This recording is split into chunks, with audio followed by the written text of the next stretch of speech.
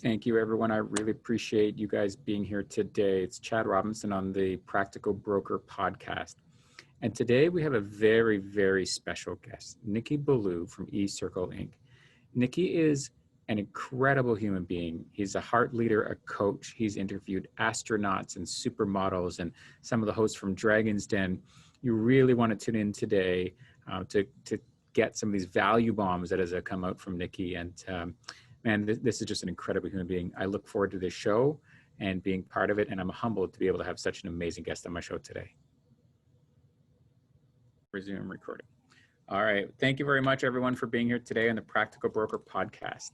Today, I have an amazing guest with us, and I'm honestly, truly humbled to have such a world-renowned guest and pod show host and entrepreneur and coach, and I could go on forever. Nicky Billou. He's interviewed and met with some of the most famous people in the world. You've met with astronauts and gold medalists and TV personalities from Shark Tank. I mean, the list goes on and on. That I wouldn't want to take all this time today talking about that, because I think we'd just be here talking about all your accomplishments, which is truly humbling. So, Nicky, I'm very grateful and thank you for being on our show. Oh, brother, man, thank you so much for your kind words. It's truly an honor to be here. It's a pleasure. I'm looking forward to it. Let's rock and roll. Awesome. So today we're in October 2020. We're hitting into that second wave of COVID, and people are kind of getting down in their dumps again. And you and I focus a lot on entrepreneurs, and I really try to help entrepreneurs. That's part of what I believe in my show, that I'm trying to put out there some great value for entrepreneurs. And I know that's near and dear to your heart. And, you know, keeping us entrepreneurs focused and refocus, that's sort of that mindset. In your practice, I mean, you've helped, like I said, you've interviewed gold medalists and, you know, astronauts that face crazy challenges. How do you help people, or what do you think are the biggest tips for having people keep their mindset in the right direction? You know, that's a fantastic question, and I really appreciate you asking it. So let me go ahead and begin by saying a couple things about that. Okay. Sure. So in my opinion, right now, we're actually living in the greatest time in history. It's the greatest time to be alive in history. The opportunities, the level of advancement in the world is unparalleled, right? Yeah. And the truth of the matter is that we have an opportunity to create a whole new life, a whole new world, a whole new way of dealing with business and how business is done. This COVID, man, it's not a curse. In many ways, it's a blessing.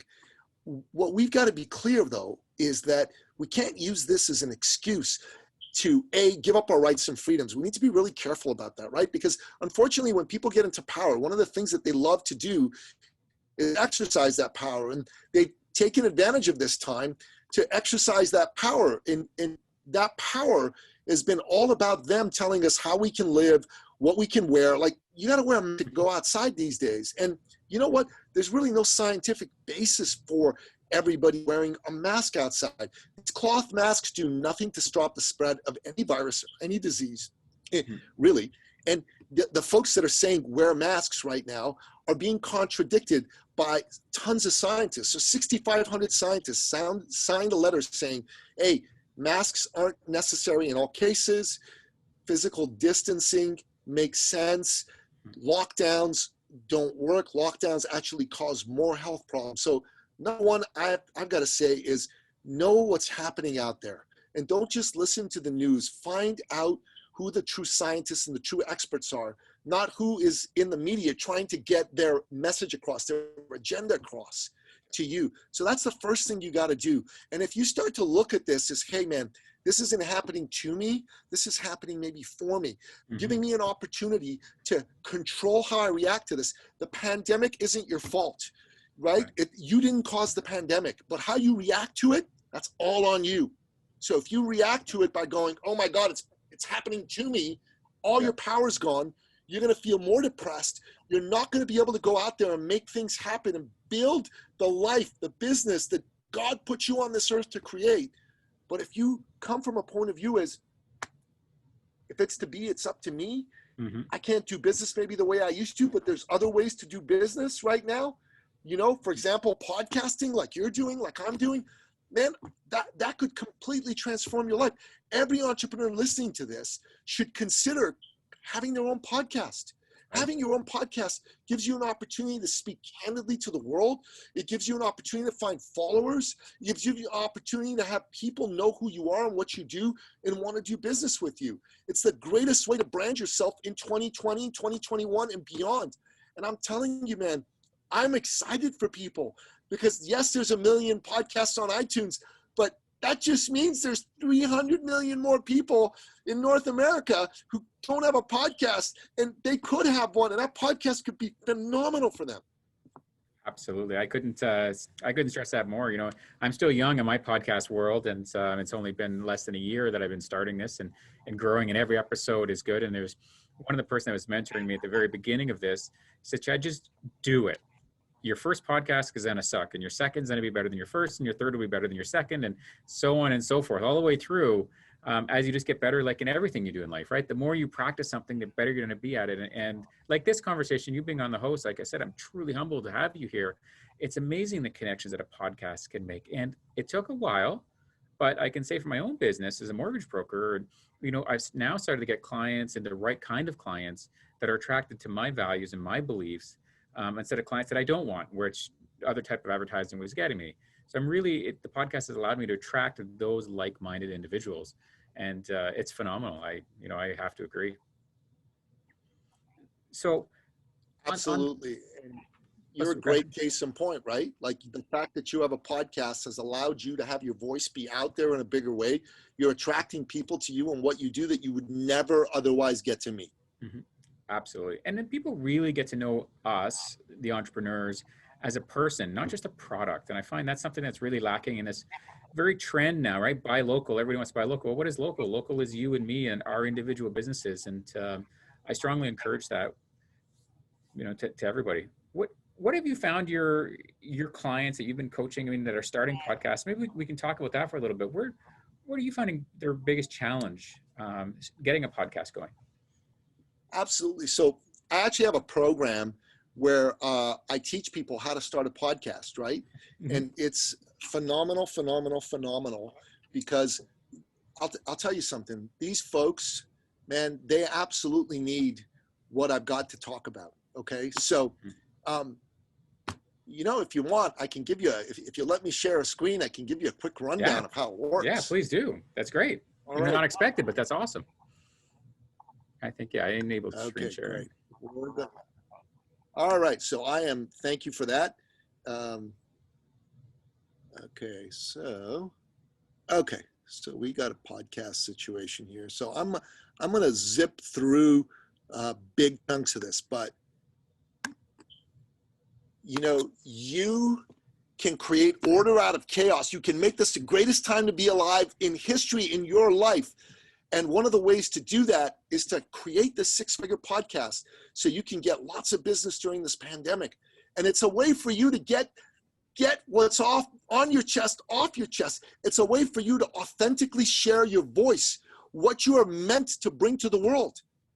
You know, the podcast is an opportunity to be authentic, and people today, they're craving authenticity more than ever, right? Totally.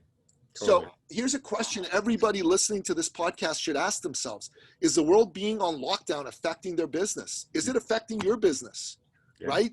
And are you one of these essential businesses, right? And you're busier than ever, or are you one of the other businesses? And maybe your business isn't all that busy right now, especially in some cities in Canada and in North America, right? Mm-hmm. The world's changed, and maybe these changes are going to be with us for good. Right. Uncertainty is the order of the day, right? Either way, you need to make money. We all need to make money, and you need to have an impact, right? Yeah. Super, super important. And what I want to do here is I want to show people how podcasts can help them navigate through uncertainty, help them thrive, drive, and revive their beautiful business. And listen, you said a few nice things about me. Let me give you the Nicky Billou story. So I'm an immigrant from the Middle East, from Iran.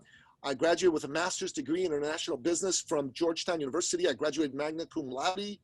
I've helped dozens of clients add 6 to 7 figures a year to their income. I love getting people paid. It makes me so excited when someone makes more money because I know them. Right. That's right? awesome. And I specialize in helping entrepreneurs work less and get paid more. And I've been an in-demand keynote speaker. I've spoken for Royal LePage, including during the pandemic, virtually, for Lululemon, for RBC, for tons and tons of companies. And I've had the privilege of working with billionaires, Olympic gold medalists, world record holders, and I've hosted a top 10 iTunes show, The Thought Leader Revolution. You know, I've been a #1 international best-selling author. And, you know, my guests include folks like Seth Godin, Commander Chris Hadfield, John Maxwell, Joe Vitale from The Secret, George Zalicki, who's been the #1 guy in 3 different network marketing direct sales organizations, 1-800-GOT-JUNKS founder Brian Scudamore, Neil Pasricha of the Book of Awesome, Ivan Meisner, the founder of BNI, which passes $16 billion a year in referral. They're the world's largest referral networking organization. Larry Winget, he's the pitbull of personal development. Bob Doyle is the star of the movie The Secret. Scott Adams created Dilbert comic strip, and he's a political pundit. We have the great Mark Victor Hansen, creator of Chicken Soup for the Soul. Christine Carlson, who with her husband created Don't Sweat the Small Stuff. Nancy Duarte, Steve Jobs' brain, helped him create the iPhone presentation that put him on the map worldwide. Marie Diamond from The Secret. Kathy Ireland, a supermodel in the 90s who's now a super mogul worth $1 billion. Jen Wiederstrom from The Biggest Loser, and Marie Forleo, Oprah's coach. So this is me, and I'm not here to impress you, but to impress upon you that podcasting has allowed me to have these kinds of amazing connections and help so many incredible people. And like, people might be thinking, is business bad, right? And you know, they might be worried, like, what's going on? How's this world going to happen? Especially a lot of folks right now that are entrepreneurs, like. They own certain businesses, you know, like in Ottawa and in Toronto, restaurants, gyms, they're closed. And fear and struggle right now is the order of the day. And so many people feel lost and uncertain, and they're looking for answers, right? Right. And they're starting to really freak out. They don't know what to do. And here's the deal, brother. None of these are the real problem. The real problem is none of these folks has a podcast. And a podcast would help them get through this. Now, they might be going, huh? Just like the dude in The Big Lebowski. Did you see that movie? That's such a great movie. Yeah, love it. It's such a great movie. I love the dude. Just saw it with my son over the weekend. So if they had a podcast, they could build a large audience of their ideal clients. They could promote their product or service. They could position themselves as the authority and make a bigger difference and have a bigger impact. They could add 6 to 7 figures to their income. Here's some phenomenal stats there, Chad. 55% of the US population listens to podcasts. Podcast listenership is up almost 160% in less than 4 years. The size of the podcast listenership is triple the size of the Twitterverse. Almost 77% of people listen to 7 hours of podcasting per week, and that's like 7 podcasts a week. Yeah. So that number, 150 million plus people, that now is over 200 million people listen to podcasts. That's crazy. Ad revenue for podcast was 169 million in 2016, 400 million in 2018. This year, it'll be well over 500 million. 38% of the people who listen to podcasts buy the products and services mentioned in them. That includes you, buddy. Chad, your podcast, people buy your products and services. Yay, Chad, right?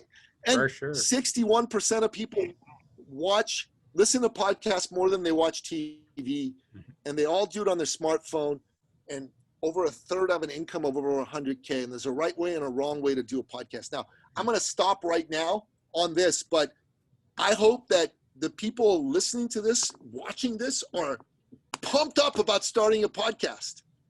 Absolutely. They should be. And, you know, and that's one of the great things I love about podcasting. And I know there's all these different formats. You know, my format's a little bit more unscripted, which allows for things like this to happen. You know, I had no idea that you ran a podcast class about it. You know, that's totally unscripted and fantastic. So you got to make sure you provide me the link. So I know my listeners are going to be excited about this course and how they learn more about it. So maybe if you can touch on that now, and then we'll include that in the link as well. Well, listen, the best thing to do is to get a hold of me. I've got a site called Nicky360, NICKY360.com. You can get on my calendar with that site. There's a way to contact Nicky, and just jump on my calendar and we can book a call and we can talk about it. And that's how I can tell you all about it. And one thing I can do, Chad, you know, maybe you and I you can have me on again and we can do a specific interview of me where I go through the entire presentation, how to start a podcast. We'll give that away to people. How about that? What do you think of that? That would be amazing. I think that's an amazing thing. We'll schedule that up for sure. Thank you very much for that, Nicky. That's incredible. So the other thing near and dear to me that you and I touched on a couple of days ago when we were driving, or I was driving actually coming back from Toronto, was you run a men's entrepreneurship group or a men's kind of club or Not an organization. entrepreneurship group. It's purely a men's group. Purely men's group, sorry. And I found that over the years, there's been a lot of, female support groups and niche support groups, but some targeted at men is something that I'm seeing a new trend coming. I'm seeing more and more of it happening lately. And I'd like you to talk about that. Where are you finding that men are a little bit different and needing that extra support? So what are some of the challenges you see consistently that face men, and in particular entrepreneurs and husbands? And So listen, about, I'd say 55, 60 years ago, the women's liberation movement came into being, and it had some fantastic laudable goals. It wanted to bring legal equality for women and make opportunities available for women, which I support, I applaud. I work with my better half, and honestly, man, she's in so many ways, she's so much better at doing this than I am. I can't imagine having her be staying at home and me doing this by myself. It's so much better that we do it together, right? I agree 100%. So I'm a fan of that. However, there were some unintended negative consequences of that. And what it was that men started to step back, and it also became okay. It's one of the few groups that you can be prejudiced against publicly as men, right? And it's a horrible thing to say this, but people make jokes about men. I mean, there are ads on television that poke fun at men, poke fun at fathers that you never see happening to women. There are television shows, movies that do the same. And honestly, this is unfortunate because it's left a lot of men going, oh, okay, I suppose there's something wrong with me. This is terrible. And we need to put a stop to this kind of behavior. We need to treat men and women equally. It's not okay to put women down. It's definitely not okay to put men down either. Right. No way, no how. So this is very, very important, and men need to understand that. We need to let every man know that at the heart of every man beats the heart of a badass and a warrior. And the world today has had him become soft. And so he's forgotten that he's really a badass and a warrior. And what I do inside my men's group is I let every man there know, I remind myself too, that I'm a badass and I'm a warrior, and they're badasses and warriors. And inside the work I do with men, and I do have some programs for men, which I can talk about in a moment, I'm all about helping men grab that fire and run with that fire, because men created the world in many ways, right? Men have fought most of the wars. 99% of combat deaths men. 97% of workplace accidents are men. 90% of incarcerations are men. Like, there's some serious things that men have had to deal with, some serious things that have knocked men down on their keister. So what I'm all about, first and foremost, is I want men to know they're badasses and warriors. And then I want them to understand that they were put here on this earth to provide for themselves, for their families. And let's be honest. I mean, I don't care what anybody else says. Men are physically stronger than women. On the whole, men are physically stronger than women. Are there women stronger than certain men? Absolutely. But you take a group of 100 men and take a group of 100 women. I'm talking biological men, biological women. The men are going to be stronger.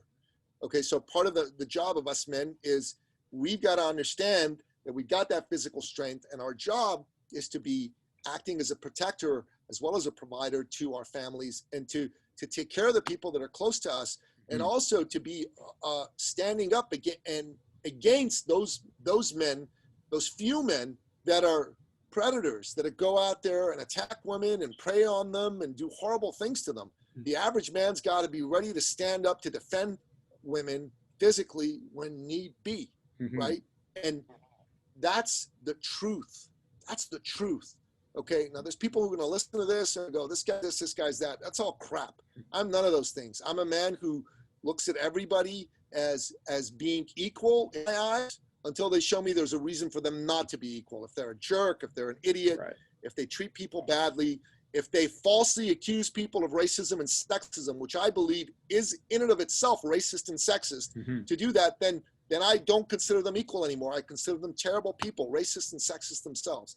So for me, everybody's equal. And what we have right now is we have an opportunity as men to really step into our power and be the best that we can be. Mm-hmm. Because if we don't do that, if society continues on its current path, men are in huge trouble. And the stats for men and boys are terrifying. Mm-hmm. Terrifying. 60% of college graduates, university graduates, are women now. Mm-hmm. Right? And fewer men are even bothering to go to college, and they're just like quitting. You know, men commit suicide at 6 times the rate of women. You know, starting at the age of 9, where the suicide rate is equal, it starts to climb to double, triple, quadruple, 6 times the rate of women. That's nuts, brother. Nuts. Nuts. Yeah, totally. And it's the level of violence committed toward men is absolutely horrible as well. We need to stand up for men. And I run this group because I want to make men better husbands, better partners, you know, better fathers, better providers. That's why I do what I do, man. And we need to get rid of horrible sexist terms like toxic masculinity. There ain't nothing toxic about masculinity. When you get rid of masculinity, you have a lot of crappy stuff happen. Well, you can't have one without the other, right? You know, like whether it's masculinity or femininity, they're both beautiful in their own ways. They're beautiful, just and different. they're beautiful and necessary. Absolutely, they're both beautiful and necessary. And you need to honor men, you need to honor women, and that's the way it needs to be. That's why I do what I do, man. And absolutely, I'm so glad that there is a trend in society for more men banding together and being in men's programs. Now, there's men who primarily want to do it just to make money. And hey, listen, I'm a fan of making money, but the main reason I do what I do for men is I want to build stronger men. I want to build stronger boys. I want to build the next generation of badasses and warriors. That's what it's all about as far as I'm concerned. Yeah, I've noticed a trend with, so I have 3 daughters and one boy, and as our kids, and I've noticed there's sort of this miscommunication, especially young men are having over the last 10, 15 years. And I'm sure you've talked about this in your group, so it's probably obviously nothing new, but, you know, there's this mismessaging. It's, you know, be, you know, really gentle and aggressive at the same time. You're like, okay, how do I reconcile that? You know, being that assertive warrior and be super humble, and how to reconcile that in that polite way and honoring at the same time. There's a lot of mixed messages, and it's confusing for a lot, especially young boys are very, very confused by it. Well, it's important, I think, for us as fathers to teach our boys to be men and to be boys, and not give them the crappy messaging of society right now, right? So, you know, if you give the crappy messaging of society, then they're going to be confused. But if you teach them, hey, this how a boy acts, this how a man acts, they get it, they understand it, they're going to be just fine. But as a society, we need to do something to help the great mass of men and the great mass of boys to learn these principles and to learn what it is to be a good, honorable, solid, masculine man. And that our society needs that. If we don't have that, our enemies are going to be able to destroy us. I mean, listen, our adversaries around the world are laughing at us doing this to ourselves, because the greatest thing for totalitarian countries and for our political adversaries, you know, around the world is to take men out. If you take men out, they're going to be able to like mass their troops on the border, and who's going to fight them? You know, and don't kid yourself. You know, the world is not a place where war has been done away with as a tool of dealing between nations. War is still a very real thing, and there's countries out there that are ruled in a totalitarian fashion by tough men who are, you know, not the kind of men that we have here, who are very interested in coming and crushing the free West, crushing our will to resist, and they want to be able to take us over without them even needing to fire a shot. Yeah, for sure. You know, they love that. If our society implodes from within, it's the easiest thing in the world for these guys to come in and just defeat us without firing a shot. Man. Yeah, for sure. Well, I like the words you used about, you know, getting men to become, I should go back and replay it, but being, you know, an honorable man and respecting everybody, but being, you know, having that warrior soul, but honoring everybody at once. You know, until you proved otherwise. You know, I'll treat you with the utmost respect and the utmost honor until you show me that you don't deserve it. And that's an amazing statement. 100%, man. 100%. That's the way I think everybody should treat everybody. Men and women should have that as a way that they go around treating people. You know, one of my heroes was Dr. Martin Luther King, and he said, I have a dream that one day my sons, my daughters will live in a country where they will not be judged by the color of their skin, but by the content of their character. And I've taken that to heart ever since I first heard it, man. That spoke to my soul. Absolutely.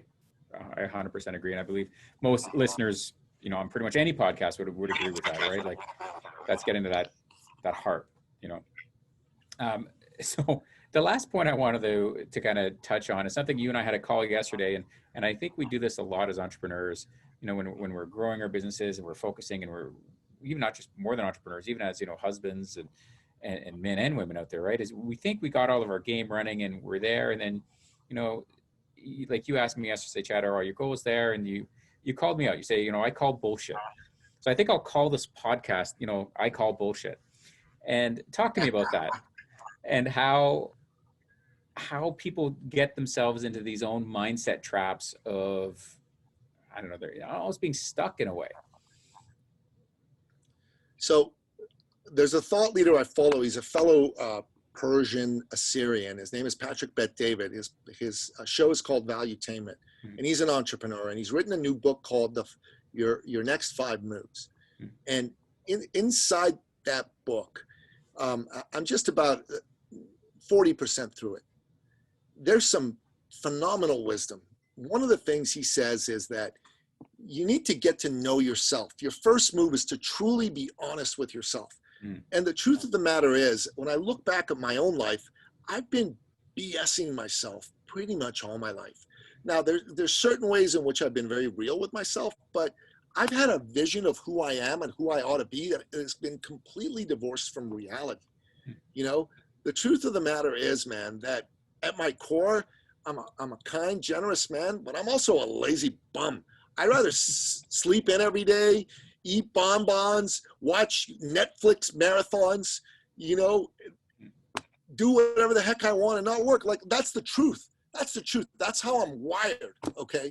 And the truth of the matter is also that I've been unwilling to acknowledge certain things about myself. So, look, the way I like to dress, I mean, I asked you, should I go wear a dress shirt? And I put on this dress shirt. This dress shirt's comfortable, but I find most dress shirts uncomfortable, right? They're too tight. I prefer to wear a t-shirt and a pair of jeans. Yeah, you know, that's me. That there's not only is there nothing wrong with that, there's everything right with that. So generally speaking, that's how I dress. Now, you know, I'm coming on this show. This shirt actually happens to fit really well. I like wearing it, but believe me, as soon as you and I are done, I'm taking this off. I'm throwing a t-shirt back on. Right? Why? Because it's more comfortable. Now, from any point of view, it's good to wear this shirt. You know, people look at it and they go, hey, this guy looks like he's serious, he's professional and all that stuff. But you know what? Day in and day out, jeans and t-shirts, baby. That's what I'm all about. And in a business setting, I felt like I couldn't reveal certain things about myself because it wouldn't be appropriate.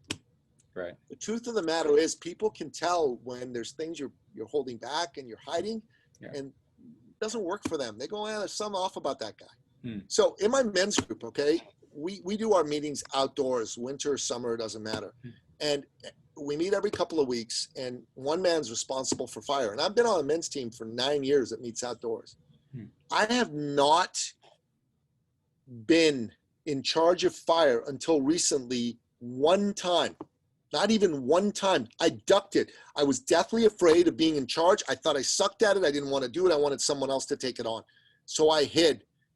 And buddy, when it hit me that this is who I was being, I thought, man, I got to take responsibility. I suck at fire and I've been ducking it. So I came clean with the men and I said, I've been hiding out on you men. I'm taking on fire until the end of the year. Now I've done the last 2 fires and I did a really terrible job. Okay.